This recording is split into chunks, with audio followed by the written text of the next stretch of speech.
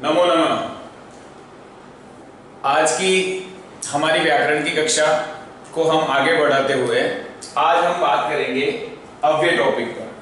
ध्यान दीजिएगा, कक्षा 6 से लगाकर कक्षा 8 तक परीक्षा में ये पूछा जाता है।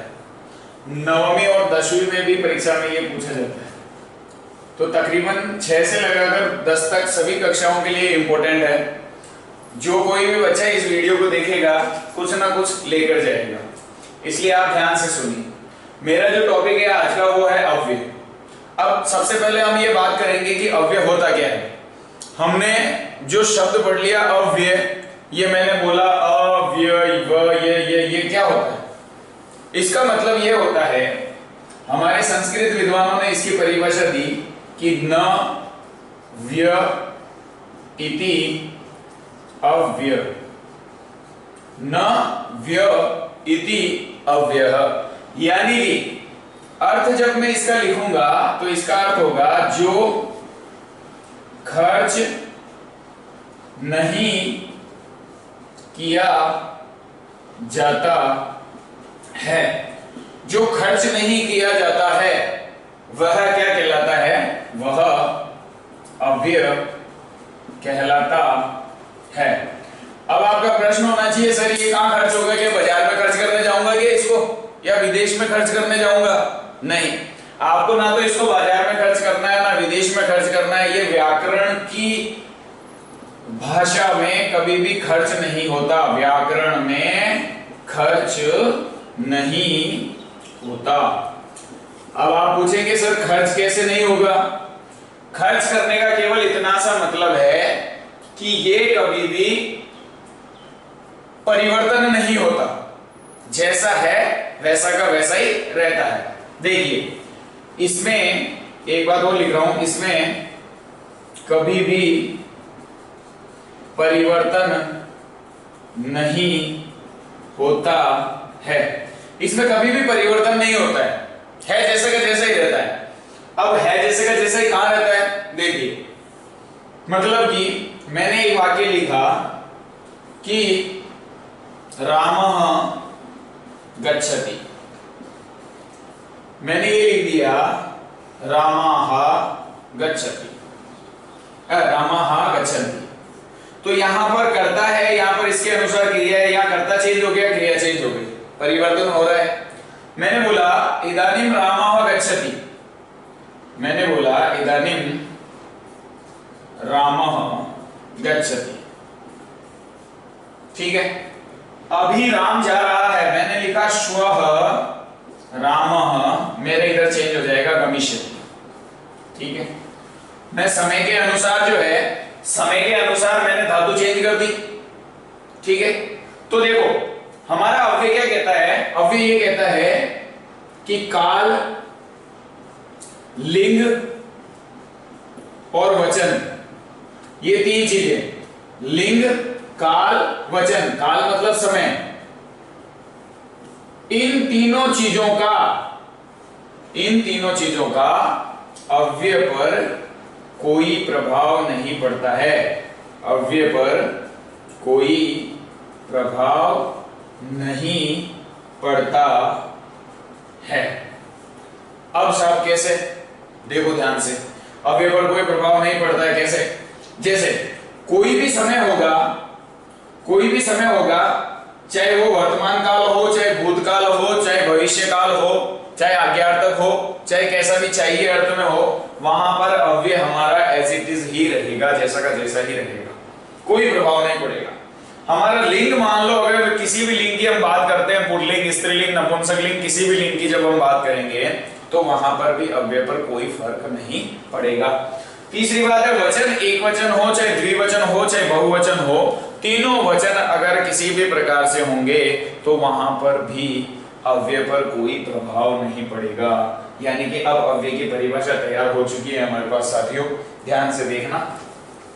अब अव्यय की परिभाषा में लिखने के लिए जा रहा हूं, देखना आप ध्यान से। अव्यय वे पद होते हैं जिनका लिंग, वचन, समय से कोई प्रभाव नहीं पड़ता है। यानी कि लिंग, वचन और समय से अव्यय पर कोई प्रभाव नहीं पड़ता है, वे पद हमारे अव्यय कहलाते हैं। किसी भी स्थिति में नहीं बदलते, चाहे बरसात आए, चाहे आंधी आए, चाहे तूफान आए, कुछ भी आए। बरसात ले लो आप, सुनामी ले लो आप, आंधी ले लो आप, तूफान ले लो आप, बाढ़ ले लो आप, चाहे कुछ भी आ जाएगा धरती पे, लेकिन अव्यय जैसा का है, जैसा का जैसा ही रहेगा। अव्यय में कभी कोई परिवर्तन नहीं आएगा। ये मोस्ट इंपोर्टेंट बात है, ठीक है। अब हम बात करते हैं कि सर अव्यय है कौन से जो कभी भी चेंज नहीं होते। तो अब मैं अव्यय लिख रहा हूं आपके सामने, ध्यान से देखेंगे आप, ध्यान से उनके अर्थ सीखने हैं आपको, और उसके बाद आपको उनके वाक्य निर्माण भी करना है, ठीक है। तो देखिएगा,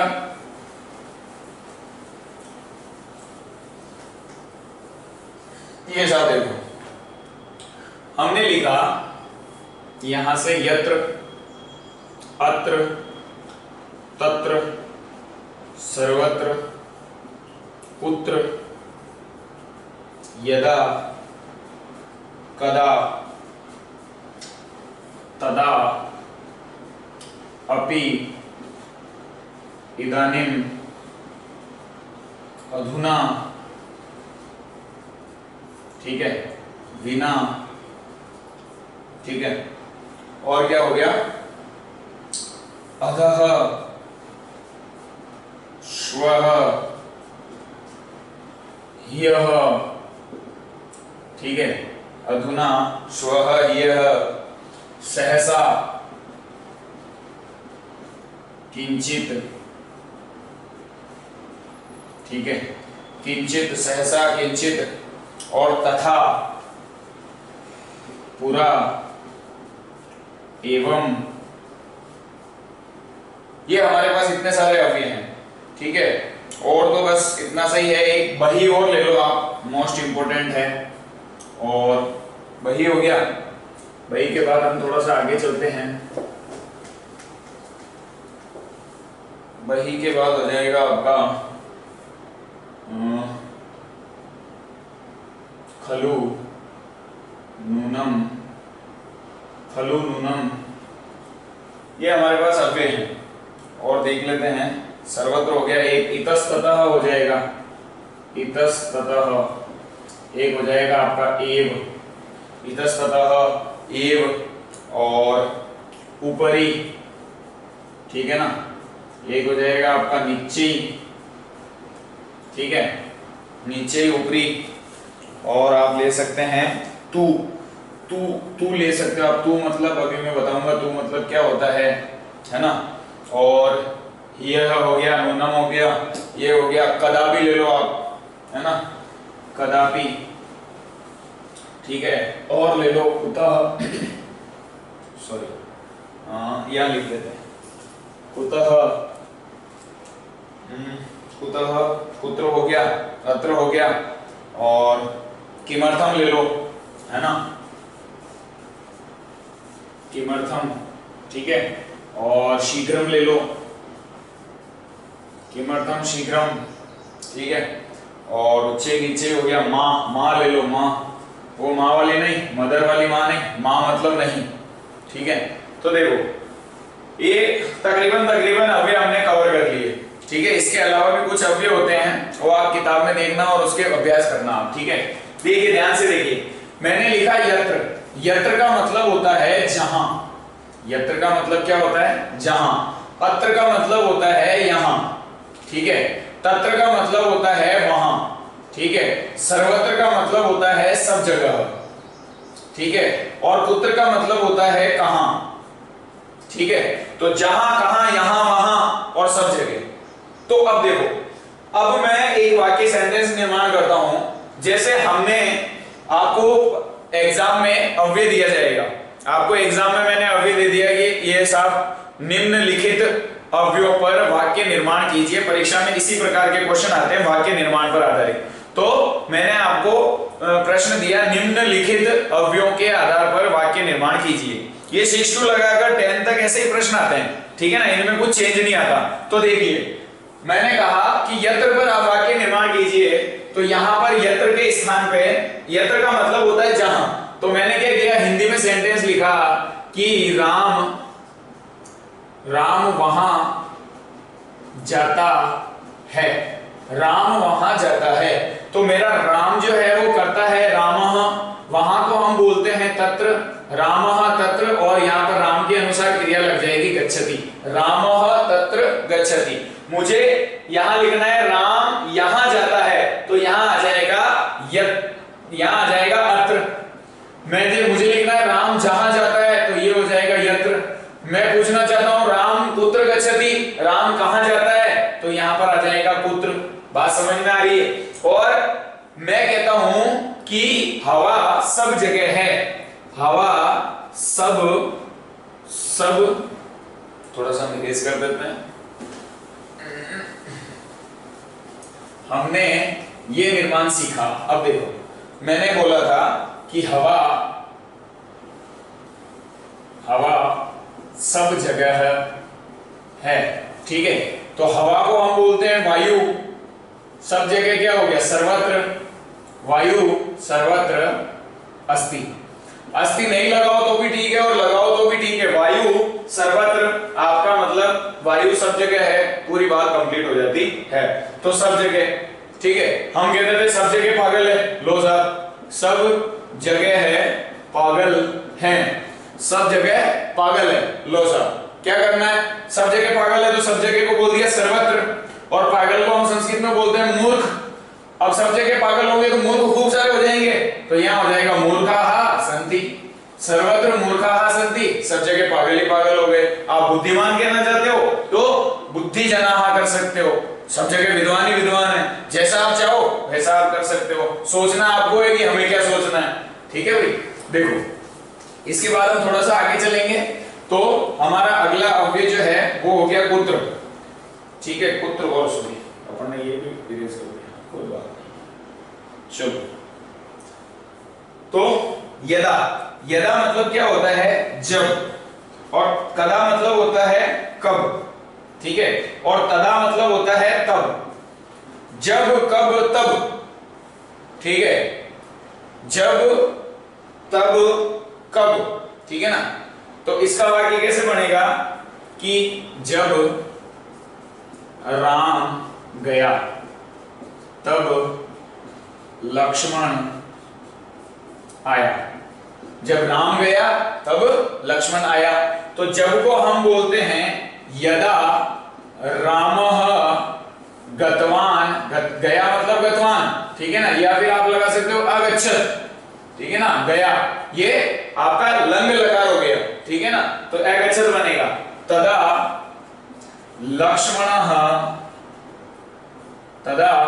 लक्ष्मणः आगतवान, ठीक है भाई, लक्ष्मणः आगतवान या फिर आगच्छत, बहुत राइट, ठीक है भाई। तो ये हमारे पास ऐसे सेंटेंस तैयार हो जाएंगे, और परीक्षा में भी आपसे इसी प्रकार के सेंटेंस जो है वो पूछे जाएंगे, ठीक है। तो यदा, तदा, कदा, कब भी लगा सकते हो, है ना। आप कब आओगे, आप कब आओगे, ठीक है ना भाई। आप कब आओगे तो भवान, आपको बोल दिया भवान कदा आओगे, ये लिट लगा की बात है, तो आगमिष्यति, ठीक है भाई। अतिथि कब जाओगे, ये लो साहब, अतिथि कब जाओगे, ये हमने वाक्य निर्माण किया। तो अतिथि तो हम अतिथि रखेंगे, अतिथि को तो और कुछ थोड़ी बनने देंगे। अतिथि कदा गमिष्यति, अतिथि कब जाओगे, तो ये लो साहब आपके अतिथि चले गए। तो अतिथि कब जाओगे, जब इच्छा हो तब जाओ। अब आगे की बात करते हैं, ये हमारे पास यदा, तदा, कदा ये हो गया, ठीक है। अब आप देखिए एक आपका है कुतः, कुतः का मतलब होता है कहां से, क्या होता है, कहां से। अधः का मतलब होता है नीचे, ठीक है।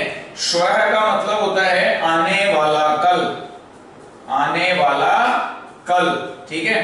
किमर्थम का मतलब होता है किस लिए, किमर्थम का मतलब क्या हुआ, किस लिए। ह्यः का मतलब होता है बीता हुआ कल, बीता हुआ कल, ठीक है। सहसा का मतलब होता है अचानक, ठीक है। किंचित का मतलब होता है कुछ, तथा का मतलब होता है वैसा, ठीक है। एक आप लिख लो यथा, इसी में ही मैं ऐड कर रहा हूं यथा, यथा मतलब होता है जैसा, ये वैसा और जैसा नहीं होता है, जैसा और वैसा, ठीक है। और एक हम जोड़ेंगे कथम, कथम मतलब होता है कैसा, ठीक है ना, एक ही मात्रा होती है इनमें, कैसा वैसा जैसा, ठीक है।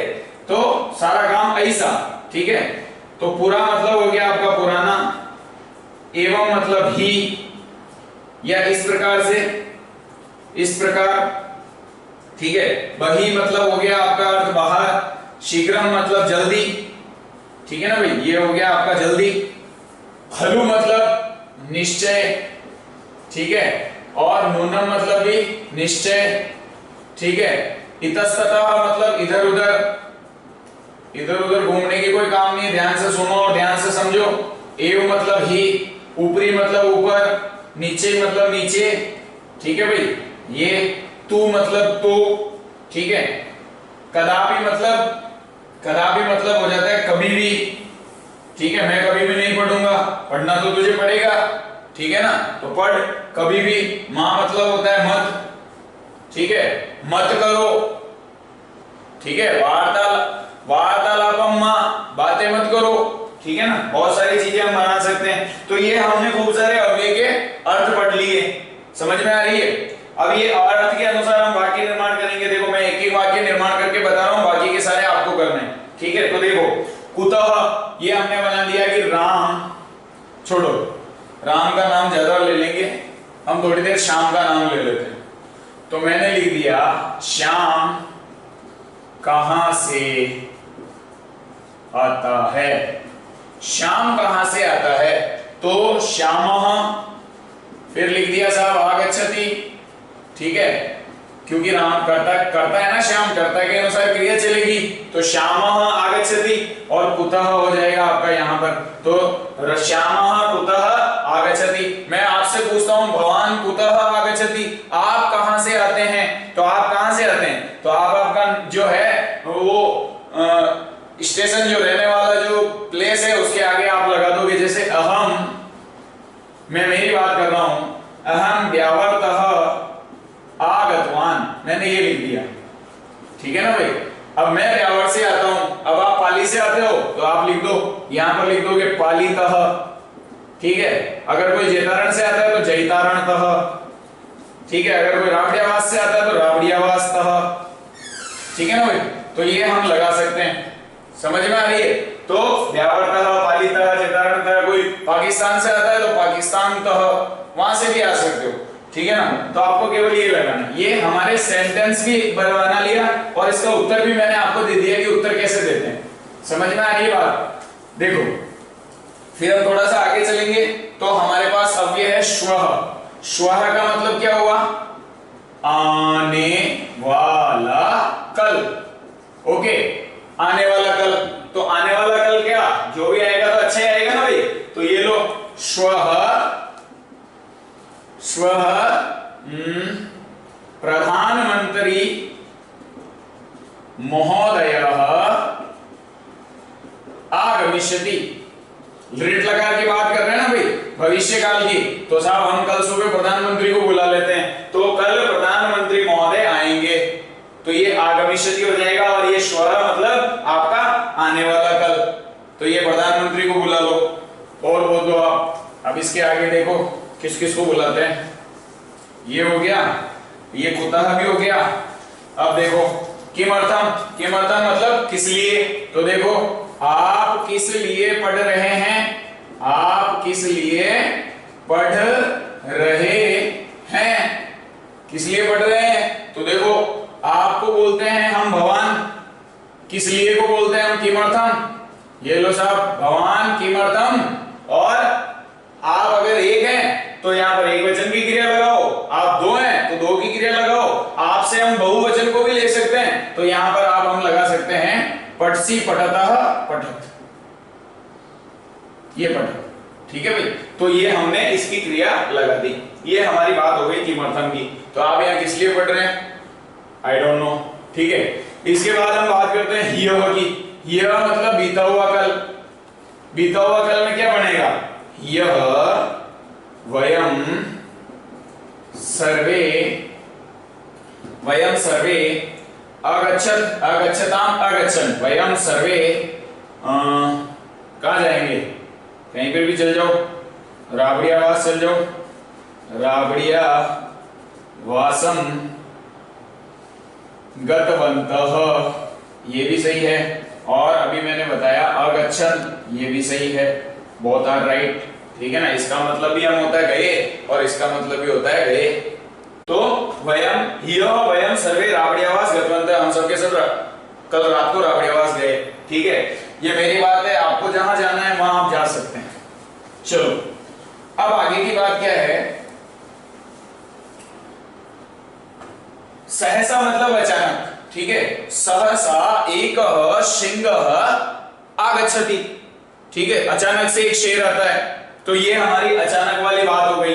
किंचित, किंचित मतलब किंचित रुपये काणी आनय, कुछ रुपए लेकर आओ, कुछ रुपए लेकर आओ। अब आप यहाँ पर रुपए की जगह कुछ भी मंगा सकते हो, किंचित फलानी आनय, कुछ फल लेकर के आओ। मुझे रुपए अच्छे लगते हैं, मैंने रुपए मंगा लिए, आपको फल अच्छे लगे आप फल मंगा लो, आपको जो अच्छा लगे वो आप मंगाओ, ठीक है। भगवान कथम अस्ति, आप कैसे हैं, कथम मतलब कैसे, तो स्वास्थ्य से संबंधित बात भी हम कर सकते हैं। भगवान कथम अस्ति, तो आप कैसे हैं, तो मैं जवाब क्या दूंगा, अहम स्वस्थो अस्मि, अहम स्वस्थो अस्मि, अहम स्वस्थो अस्मि, मैं स्वस्थ हूं, आप भी स्वस्थ होंगे, ऐसी मेरी मनोकामना है, ठीक है। आगे बोला तथा, तथा मतलब वैसा, ठीक है। यथा मतलब जैसा, यथा कर्माणि कुर्वन्ति तथा फलानि प्राप्यन्ते, यानी कि जैसा कर्म आप करोगे वैसा फल आप भोगोगे, ठीक है। एवं मतलब ही होता है, बहि मतलब बाहर होता है। जैसे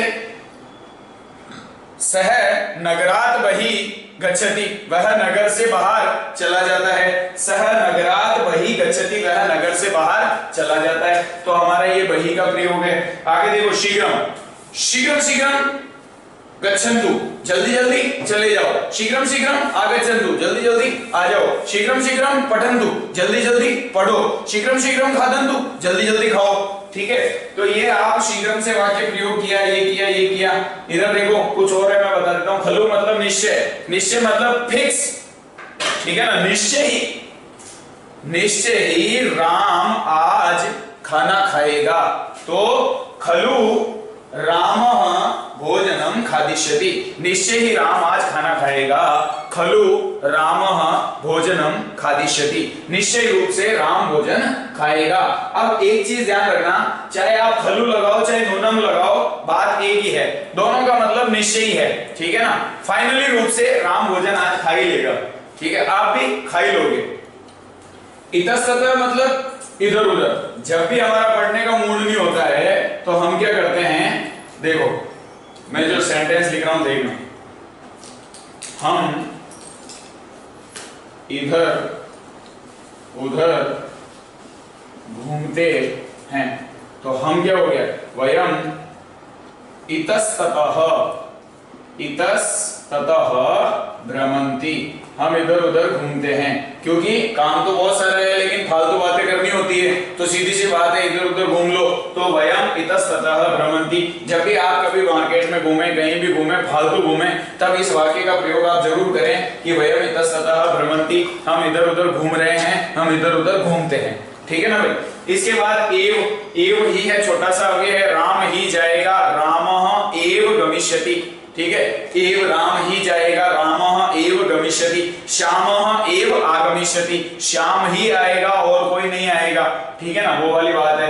ऊपरी मतलब ऊपर, छदि ऊपरी भोजनम अस्ति, छत के ऊपर खाना है, आपके जजे तो फल रख लो, छत के ऊपर फल है, छदि ऊपरी फलानि सन्ति, तो फल हो जाएंगे खूब सारे, ठीक है। नीचे की बात करते हैं, मैंने छदि ऊपरी करा, आप छदि नीचे कर लो, ठीक है, अधस्तात् कर लो, कमरे में कर लो, कक्ष में कर लो, ये हो गया तो मैंने तो, ठीक है ना। राम तो आता है, रामः तु आगच्छति, ठीक है। श्यामः तू न आगच्छति, राम तो आता है किंतु श्यामः न आगच्छति, श्याम नहीं आता है। ठीक है, अच्छी बात है, आप भी मत जाया करो। कदापि का ले लिया, कभी भी, ठीक है ना, कभी भी मत डरो। मैंने वाक्य लिखा, आप कभी भी मत डरो। ठीक है, तो भवान कदापि मा बिभेति। ठीक है, भयभीतः ये भी लिख सकते हो आप, बोथ आर राइट। आप कभी भी मत डरो। ठीक है, ये मां का प्रयोग भी हो गया, ये कदापि का प्रयोग भी हो गया। ये हमने आपको क्या किया, मैं आपको फिर से रिवाइज करा रहा हूं, 1 मिनट में देखो।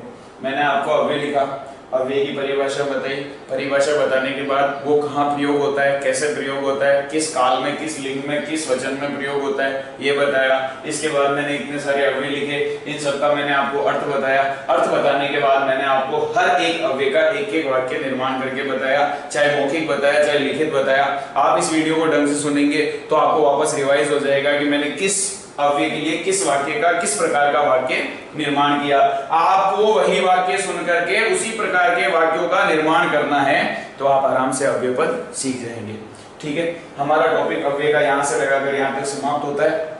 आप इसके अधिक से अधिक अभ्यास कक्षा 6 से लगाकर 10वीं तक की पाठ्य पुस्तक टुगेदर विथ व्याकरण की बुक से आप अधिक से अधिक अभ्यास करेंगे।